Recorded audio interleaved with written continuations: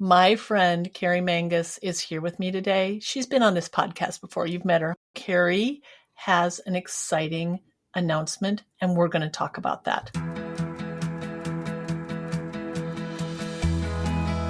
You're listening to Courageous Wordsmith. I'm Amy Hallberg, author, editor, and creative mentor. And these are conversations with real-life creatives on how we find and embody our voices. Because if you want to be a real-life creative, it helps to know what that looks like for you. Welcome to Courageous Wordsmith. So I got accepted to do a TedX talk here in Minneapolis on August 13th of this year, 2025. Which is a really big deal. I think people know what a TED Talk is, but why don't you, for the few people who do not know what that is, tell us what a TED Talk is. Well, a TED Talk, if you've ever seen one, you know, they're like these 3 or 4 minute talks on basically their whole thing is, what is your big idea? What is this one idea? And so it's the stage to present a new way of thinking about our lives. And it's usually something that, you know, it's supposed to be something that no one's ever thought of before. So it's a new idea. And it is a way to share that idea with a lot of people in the hopes to kind of create this momentum around it. To generate conversation, right? Yes. And it's just a really great stage. For me, I've always found TED Talks to be very inspirational. And for some reason, I've always pictured myself one day doing it. And I don't know if you remember, Amy, a few years back, I auditioned for a TEDx talk. Yeah. I just must say, in a smaller venue. It was a smaller venue. And I made it to the last round. And then I got that devastating email. And then I thought, well, you know, here's just that sign that sometimes try again, right? Try again. And so I applied again this year, and I had honed my message quite a bit, which I think was important. And this time when I got the phone call, oh my gosh, I mean, just the joy and the excitement and picturing myself on that, because they actually have like a red carpet. It's a really big deal. I mean, like some of the biggest thought leaders got their start with TED Talks. Yeah. So don't keep us waiting. What is the topic, this new thing that you want us to talk about? Yes. So the topic is menopause. And, you know, as a woman in menopause, I am very aware of the lack of information and the lack of research and just the lack of general knowledge around this topic. And in conjunction with some of my other work, I've really been thinking about menopause as not this event that happens, certainly not a disease or crisis or some kind of, you know, illness, but let's just pathologize an entire generation of women going through, but you're not talking about this as like a medical provider, right? Just to be really clear about this. Right. So I'm not a doctor or a nurse or anything, but what I'm doing is I am looking at menopause through the lens of it being a rite of passage and of allowing women to move through this portal of change and transformation that moves us out of the stage of adulthood, which, you know, is about raising family and building career and getting accolades, to a time in life we would call elderhood, which is more about, you know, guidance and mentorship and wisdom and passing that down through the generations, in a time of life that we can seek, instead of, you know, external approval, we can seek internal fulfillment. You make old age sound a whole lot better than it is packaged up by society in most of the places I read about it. That is the whole idea. I think that this time of life for women is so sacred and so special. And Mm-hmm. yet, because it has become culturally stigmatized, we Mm-hmm. don't talk about it. We try to hide it, especially in mixed company. We're embarrassed Mm-hmm. about our hot flashes. I mean, these are just things that happen because we are growing older. And if we just work to change the way we think about menopause, then we can open up the gateway so that we can get the research, so that we can get the funding, so that we can share the knowledge, and so that women can actually claim the mantle of this new role of elder. Mm. So I kind of know this, but can you share with people how you started to come around to this idea? Because I remember before you were talking about this and suddenly you were talking about this. So how did Hmm. that come about?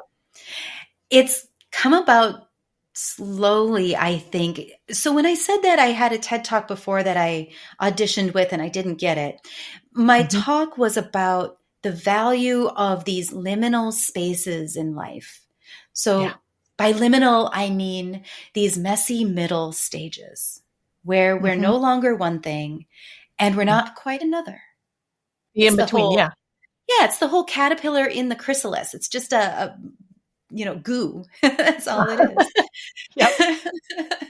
and and so I was talking about this idea of the value of the liminal stages and this access that we have in these times to greater imagination, to greater possibility, to returning to curiosity, to reclaiming our wholeness, and all of this. And then it was, I think, as I really began to experience my own personal symptoms of menopause, that I just realized menopause is a liminal stage. Yeah, it And is. and it's, it is the quintessential liminal stage maybe for women. And so what happened then is that this bigger idea just narrowed down to this focus, which I then just realized has so many benefits. I mean, if we can reestablish menopause or establish for the first time menopause Right. as this sacred rite of passage, and we actually birth people into a thing we call elderhood. Mm-hmm. Now we have a society that honors older women, that gives them greater responsibilities and duties, that connects the older generations to the younger generations in such a way that wisdom doesn't have to be relearned every generation. We can share it. And when you say that and you were describing the benefits to the women, and I was like, and everybody benefits from this. It's not Yes. just the women that we have been previously discarding, dismissing, diminishing. It also accrues to all the other people who need this wisdom. Yes. It is so much bigger than just empowering women. And I don't want to even say just empowering women because that in itself is huge. It would be nice, wouldn't it? It would be, and what a role model for young women. I mean, imagine, I already picture this idea of younger women sitting with older women who are celebrating a woman in menopause, right? In her pause day, which we can break down a little bit more. And I see this young girl looking up to these older women and saying, wow, this is so incredible. Someday that could be me being initiated into elderhood. Yeah, what is this pause day thing? Yeah. So I kind of jumped over that. So the actual idea that I'm sharing, so the topic is menopause, the idea that I'm sharing in order to make menopause this sacred rite of passage, I am suggesting that we start a trend and we call it Pause Day. Mm, Because, Amy, I don't know if you knew this, but menopause actually only lasts one day. mm, It's right. technically I that. know this now because you told me so. I was like, Yeah. oh, Yes, really? that is true because technically menopause represents that one day where it's been 12 months since a woman's last period. And everything before that date, including the symptoms, is perimenopause. Everything after that date, including the symptoms, is Mm-hmm. postmenopause. So here Mm-hmm. we have this one day, right? Menopause, where we are technically there on the cusp, on the transition, on the threshold. And I propose we call it our pause day and we commemorate it. We acknowledge it. We celebrate it. We Mm-hmm. create ceremony around it. Mm-hmm. And I love this reconception too, because I think there is such this push to just arrive, to get there, to be complete, Mm. and to just occupy that position forever, as opposed to the seasonality of life, where you mentioned endless curiosity a little earlier. Mm-hmm. Well, endless curiosity is the central concept of your first book. Yes. And that book was beautiful and timely in and of itself. And it is the foundations for your wider body of work. So that book is really meaningful, stands on its own. And that book stands in relationship to all the work that you are doing now. So Yes. this idea that somehow we are more than, less than, and there was one point in life where we arrived and we just stayed there forever, as opposed to this idea of here's a moment in time that is a rite of passage between two really important and valuable and valid stages of life. It just gives everything more meaning. It doesn't have to be that one thing. It's here's where you are now. And so I feel like this is the work you've been doing for as long as I've known you. So like one day you were talking and you shared this with me. Do you want to share about that? Yes. And Amy, you have a critical role in this story because I had been starting to think about this idea of pause day. And it came up as I was writing an article. And I was just talking about how we should celebrate this and how we should make it a big deal. And we should call it our pause day. And all of a sudden I looked and I thought, that's kind of a cool idea, but it's kind of crazy and kind of weird. But Mm, all of the best ideas always start with crazy and weird anyway. right, So I'm going to bring it right. to my crazy and weird friend Amy. And I mean that This with part. all with all the love. I'm going to bring this to Amy and I want to know what she thinks about this. And so I visited with you and I shared this idea. And here's how I knew I was onto something. Not because you sat there and said, "Keri, you've got something," which you did say, Mm, but more because you immediately started sharing stories with me about how your own menopause journey, the struggles that you'd experienced, the lack of information you were getting. And I thought, this is how I know I'm onto something because uh-huh. it opened up something in you. And that's what a good idea does. That's such a great point. So when you've had this experience more than just that one time, people read our writing and when they respond with arguing ideas, then it hasn't landed. When they start debating what happened in our book, it hasn't landed. When they read our stories and they go off on these tangents and talk about their own lives, yeah, you Bingo. are onto something. That's it. That's it. Mm-hmm. Yeah. And since that day, the few other people that I've shared this with have also done that, where I Mm-hmm. start talking about it and immediately they take over the conversation. Even my 24-year-old daughter, when I told her about it, immediately started talking about, Mom, that's a really good idea because I don't even know that much about menopause. In fact, I know very little about it. And then I shared it with my 72-year-old mom, and she went off on, Mm-hmm. we never talked about this when I was growing up. And I thought, I'm reaching here the generations and this matters. And so that's when I applied. And I was just so excited. I'm so excited to have this opportunity and to share this wild, crazy idea. But, we all know, Amy, that it's never really the first person with an idea that gets something off the ground, right? It's the second, it's the third, it's the fourth. That's how we reach tipping points. Right. So credit to the women who haven't been heard, but have been carrying this information forward all along, Yes. you know?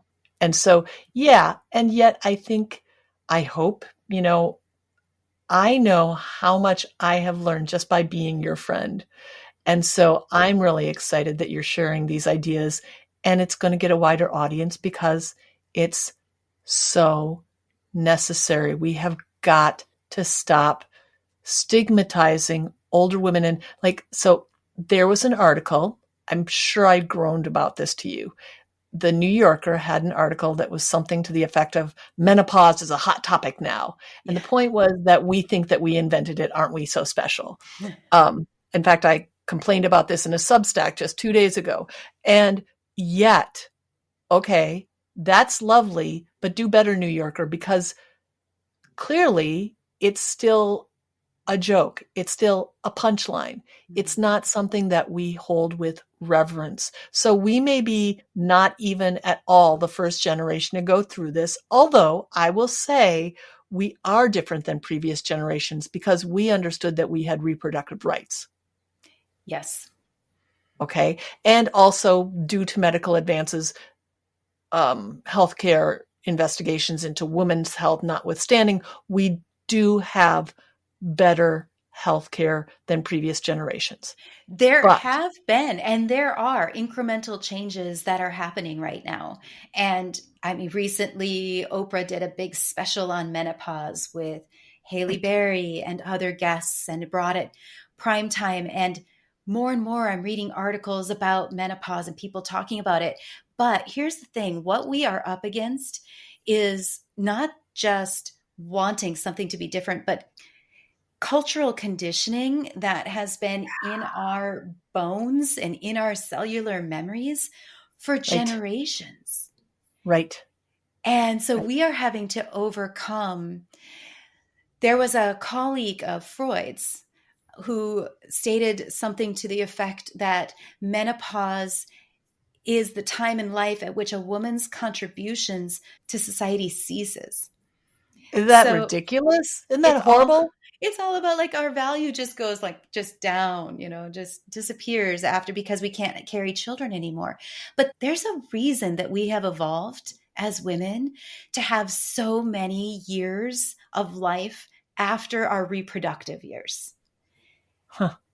There is a purpose. We are here to give guidance. We are here to mentor. We are here to take life lessons and alchemize them into wisdom and pay that forward. We are not here to become increasingly invisible or increasingly silent.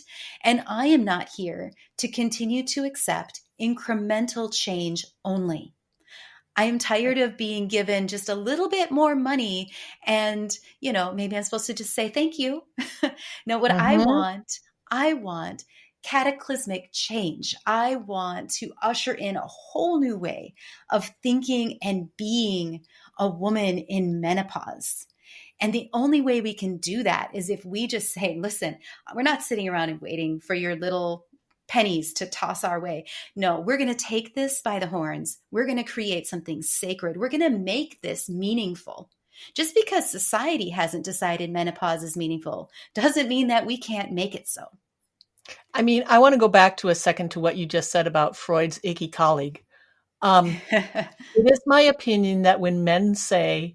Actually, it was a woman. Oh. Helene Deutsch is her name. Okay, men and women who have internalized the misogyny, when people say that, when people make such a ridiculously audacious claim, oftentimes the opposite is true. So saying this is the end of women's contributions to society, this is when everything we have been doing to now opens up exponentially. So it's actually the opposite of that ridiculous statement. I mean, when we are not having to channel our energy to children, channel our energy into work, channel our energy into taking care of other people, when we can hone all of that, when we can harness it, yes, Mhm. of course, we become our most powerful ever. And you and I work hard, but we're working on our life's passion at this point. So we Yes, are working. We're not doing nothing. absolutely. And we're finding meaning in our lives. And you said the word meaning a little bit ago, and my ears perked up because I thought that's really what this is all about.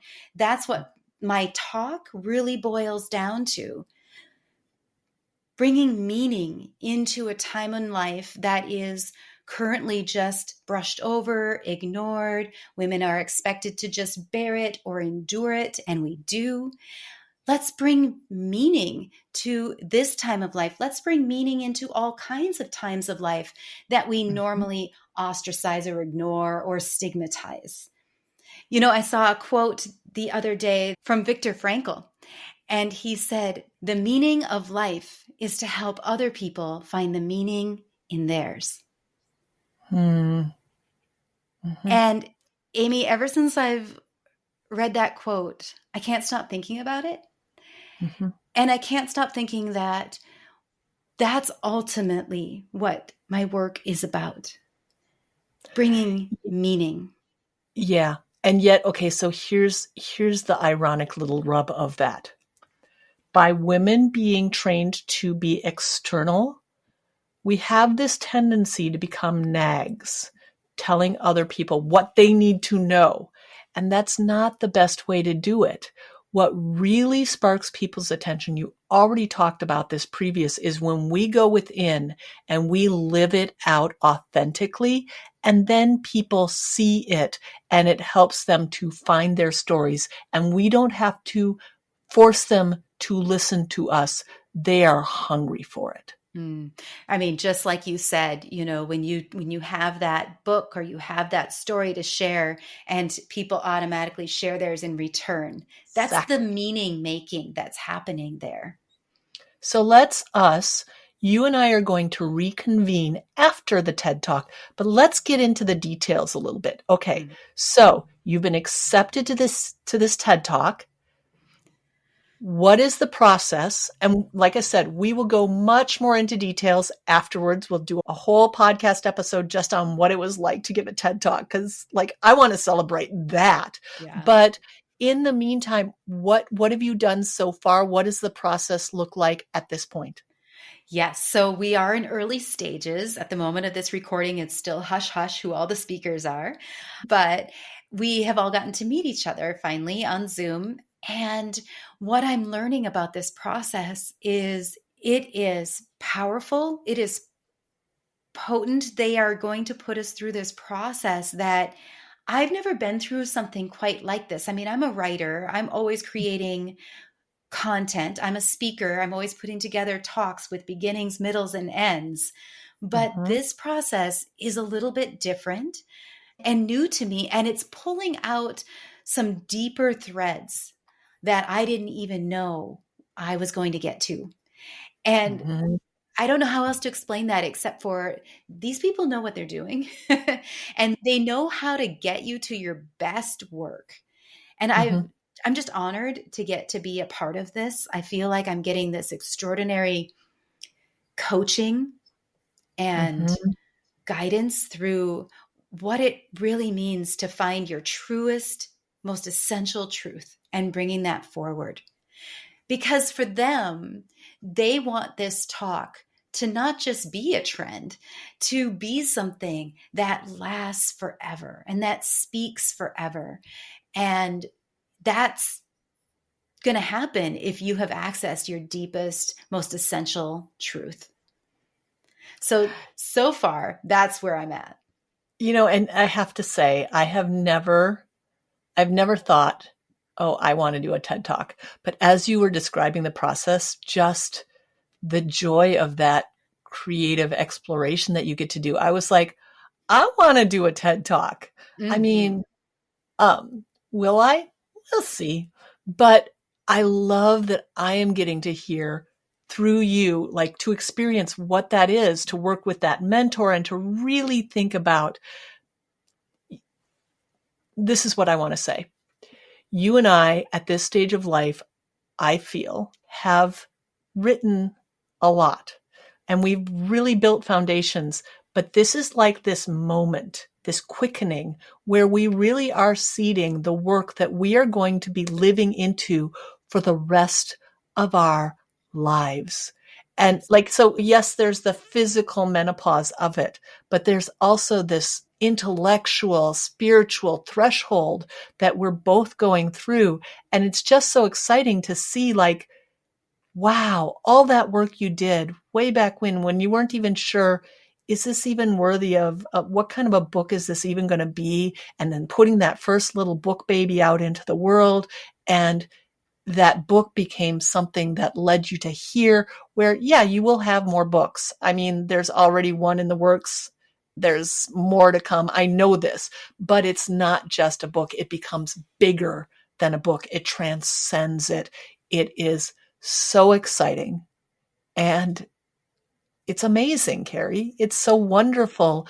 I want to celebrate you that you get to do this amazing thing at menopause, at the very time that you're talking about. Yes, yes, I know. I would have never thought that menopause would be my topic until I came here and you thought, you, like I say, you find out that there's just not much knowledge out there and it's not seen through the light that I think we can shine on it.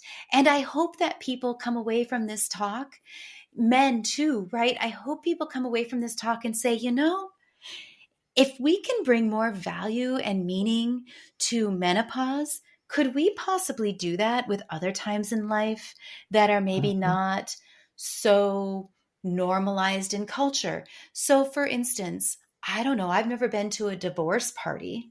I know that divorces aren't necessarily, see you laugh, I don't know that they're necessarily celebratory, but here's the thing. Before divorce, we were one thing. After divorce, we're not quite yet another. It's Right. a messy middle. It's a liminal stage.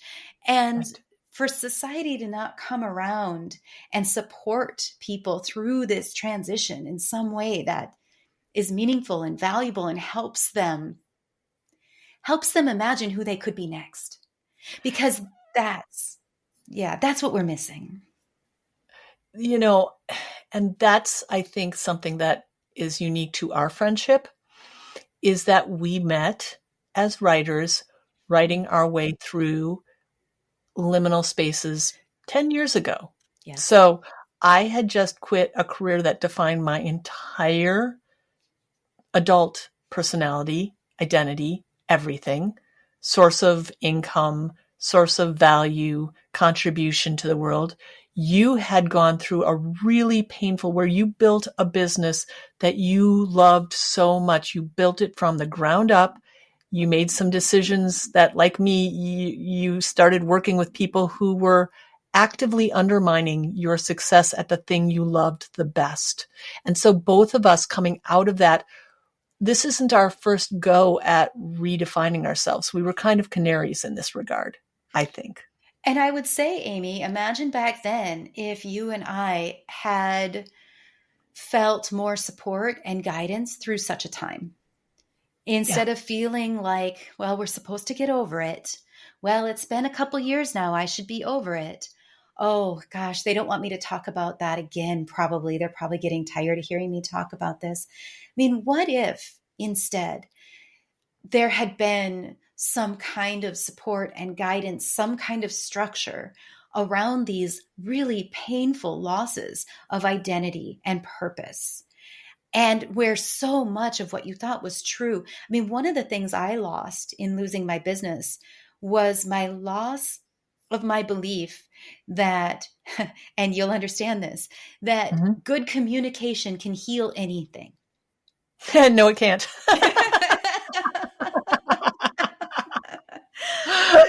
No, I learned that. Because I thought for sure if we just continued to sit down and talk. I mean, I brought in a business strategist to sit with us. I had us go through homework together. I mean, I led these initiatives to make this business work because I I so believed that I could do that. And so that was a loss of a belief and a mindset in my own abilities, in just other human beings. These are things, when they're lost, there's an empty space. There is that liminal space can be really scary. And our tendency is to just want to grab at anything to make it go away, which is why so many people quickly get remarried to the same kind of person, which is why so many people go and take another job that has all the same problems that they haven't yet faced from the time before. Yeah. I'm actually very proud of us that we chose not to do that. Both of us. Both of us sat in that empty space for as long as it took. Because we were busy being writers. Yes. And that gave us that space. Yes. And I actually want to push back a little on something you said. Sure. You said, what if we had had the people who sat with us? And we did. They were the creatives. And look at us now. So what you are doing, what I am doing, what we are doing. And, I love that, I just want to put this model out there too. You and I are not in competition. We understand we're sisters in this one. And you're doing your thing, I'm doing my thing.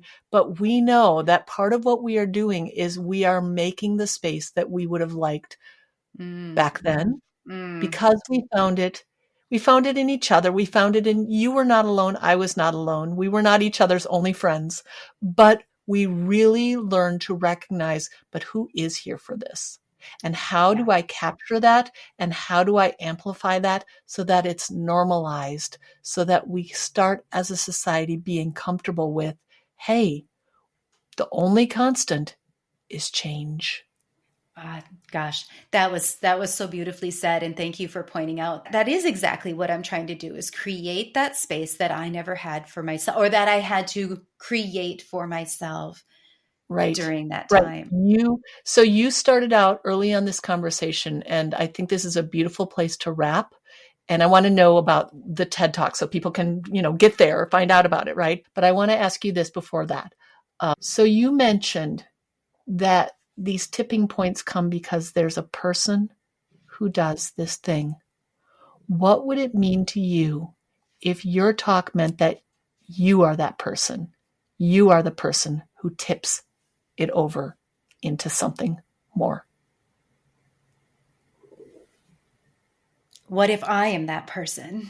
Well, I mean, I would happily take that. But here's the thing, though, that I do want to say. Have you ever seen this research that shows this person? Remember, I said this is a crazy, weird idea.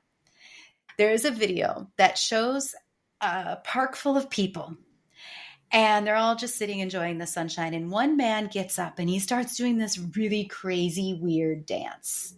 And people are looking at him a little sideways and maybe moving a little bit further away.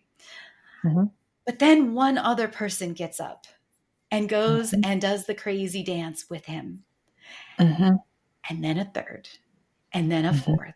And then pretty soon, people don't want to be on the ground anymore. They want to be up dancing. They don't want to be the last one to get on board with this. So there's this concept of a first follower that's really sacred. And it's that first person that takes that crazy idea and validates it by coming and joining together with it. So I see myself more as that first person getting up to do the crazy, weird dance. That is excellent. Okay, so tell us about this TED Talk. What's the deal? It will be on August 13th. There's 7 speakers. So you're in for not just a night of menopause talk, but you are in for a night of 7 new crazy ideas that people are offering into the world. And I, for one, have always wanted to go to a TED Talk. I haven't. Now I will be. Now I just think how exciting to be able to attend something like this, and that it's happening here in Minneapolis, and that people are hungry right now for some new ideas. I'm there with you, Keri. I cannot wait. I am so excited about this. Thank you. Thank you, Amy.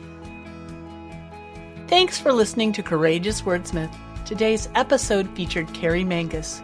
You can read more about her and check out her links, including how to buy those TED Talk tickets, in the show notes. That's where you'll find my links too. Backstage at Courageous Wordsmith, our production team is the brilliant Brooke Roy and me, Amy Hallberg. You can subscribe to this podcast right on this page. Sign up for my emails and share with friends who want to write. And how about you? You have stories to tell. What if you let yourself tell them? What would that look like for you? I am Amy Hallberg, and until we meet again, travel safely.